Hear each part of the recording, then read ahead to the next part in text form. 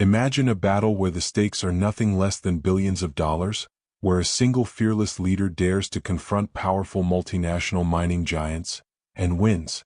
This is not just a story about money, it's a story about justice, courage, and reclaiming what rightfully belongs to a nation and its people. Have you ever wondered how one person could challenge some of the most influential corporations on the planet?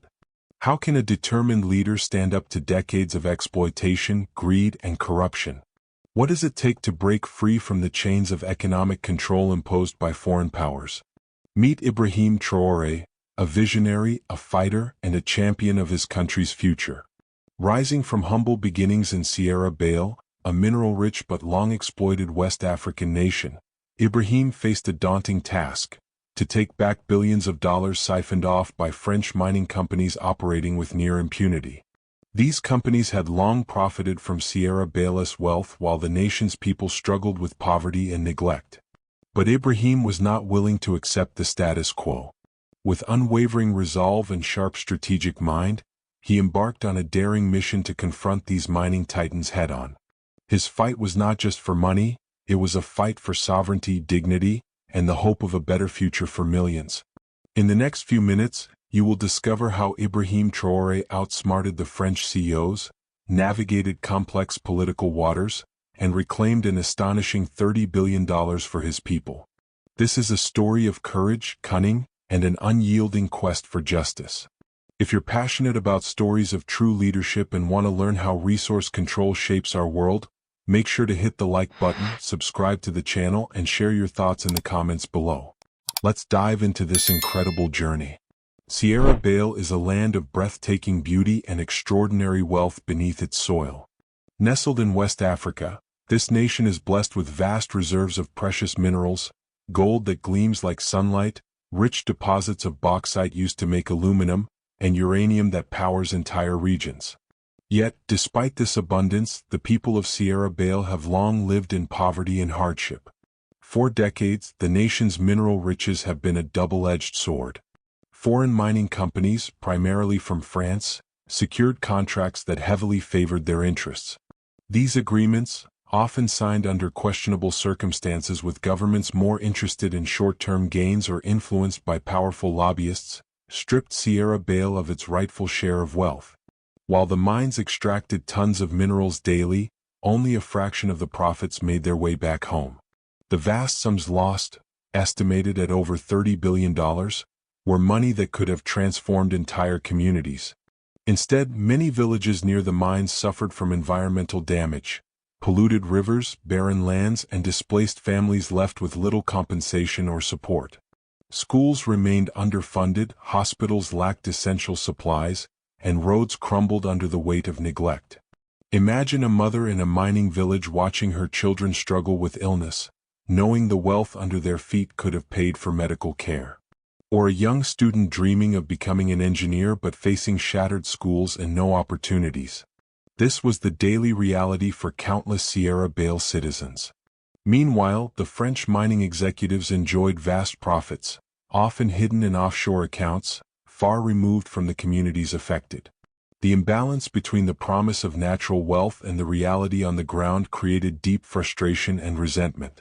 Does this story sound familiar?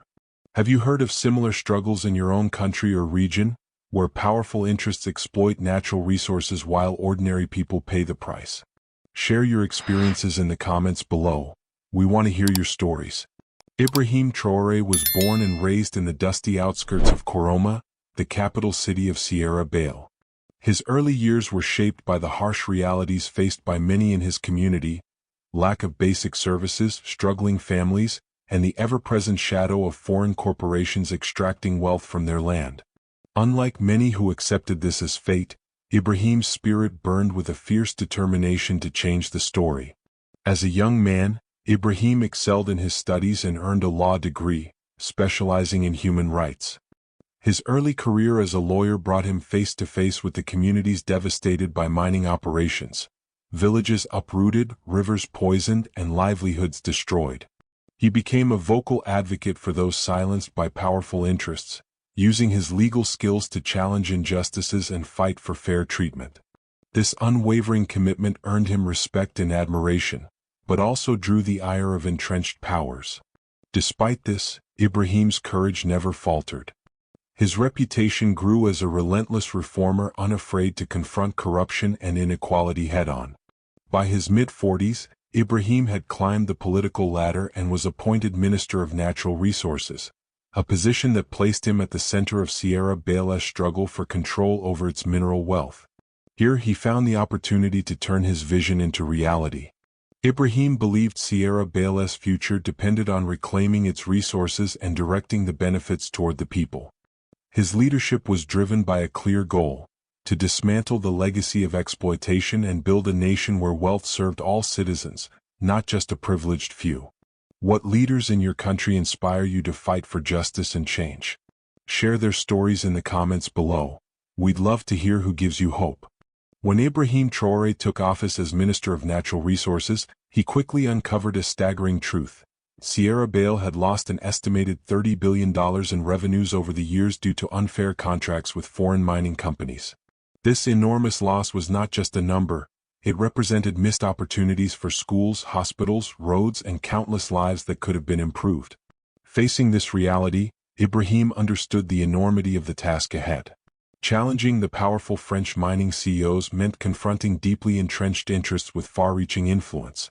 Many local politicians, wary of losing lucrative kickbacks or fearing economic instability, were reluctant to back him. The foreign executives used their networks to lobby against any attempts at reform, threatening to withdraw investments and destabilize the nation's fragile economy. Yet Ibrahim refused to back down. He knew that reclaiming Sierra Leone's wealth was not merely an economic issue, it was a matter of sovereignty and justice. He believed the people had a right to benefit from their land's riches and that true progress depended on breaking free from the chains of exploitation. The opposition was fierce. Politicians whispered warnings, lobbyists flooded government offices with pressure, and multinational CEOs made veiled threats. But Ibrahim's resolve only hardened. He understood that leadership meant standing firm in the face of adversity. What would you do if you uncovered such a betrayal in your own country? Would you risk everything to stand against powerful forces for the sake of justice? Ibrahim's story challenges us all to consider the cost and necessity of fighting for what's right. Faced with the colossal challenge of reclaiming Sierra Leone's stolen wealth, Ibrahim Traoré devised a bold and multifaceted plan designed to disrupt the entrenched system that had long favored foreign mining giants. First, he focused on renegotiating the contracts that had shackled the nation for decades. Ibrahim gathered a team of expert international lawyers who meticulously examined every clause.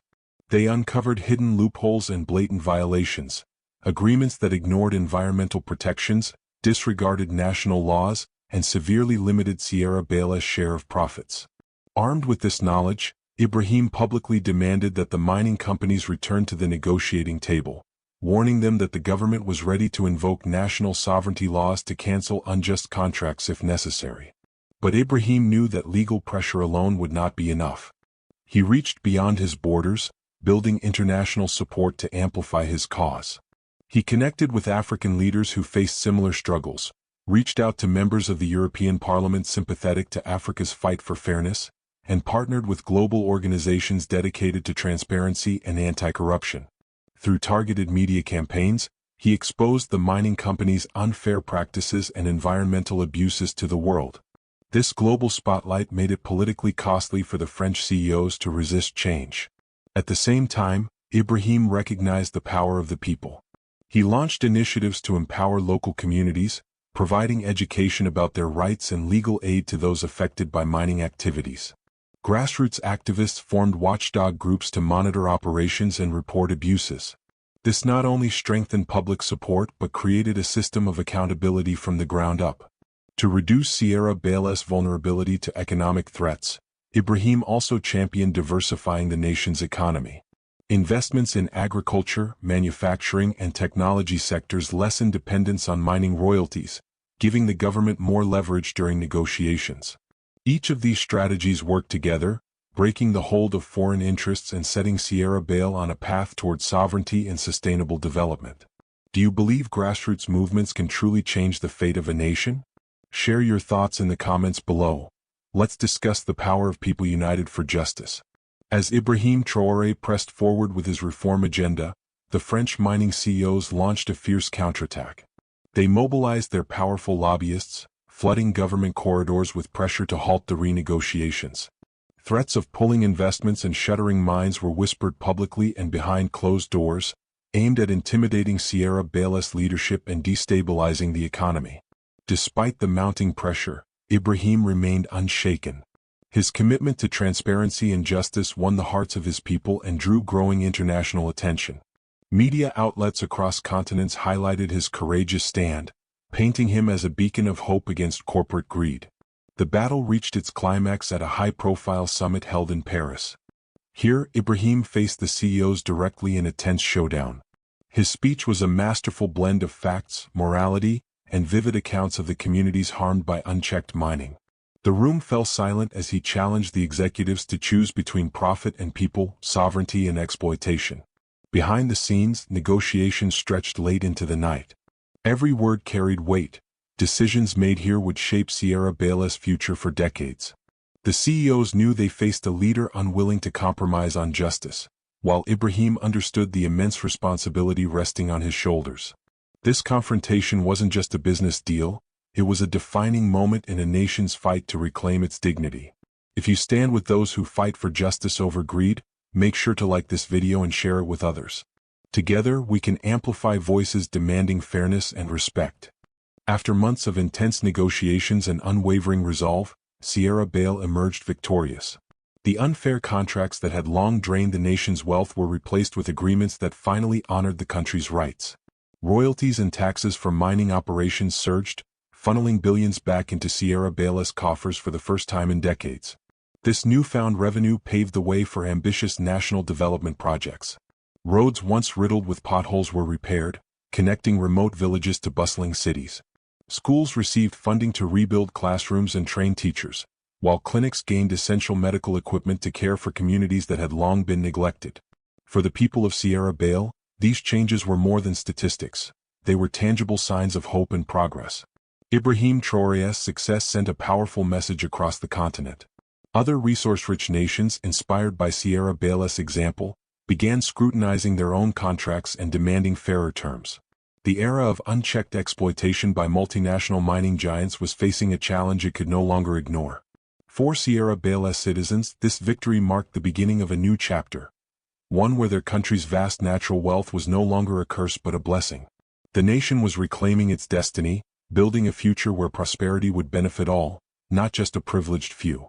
Ibrahim Traoré's bold leadership left an enduring mark on Sierra Leone and beyond. His fearless stand against powerful mining corporations redefined what it means to protect a nation's resources and fight for justice. Through a blend of courage, legal expertise, and strategic alliances, he showed that even the most entrenched interests can be challenged. Several key lessons emerge from his journey. First, courage is essential when confronting injustice, especially against overwhelming odds. Second, understanding the law and using it wisely can turn the tide in seemingly impossible battles. Third, building broad coalitions, uniting local communities, international allies, and government bodies, amplifies the impact of any movement. Finally, diversifying the economy strengthens a country's position, reducing vulnerability to external pressures.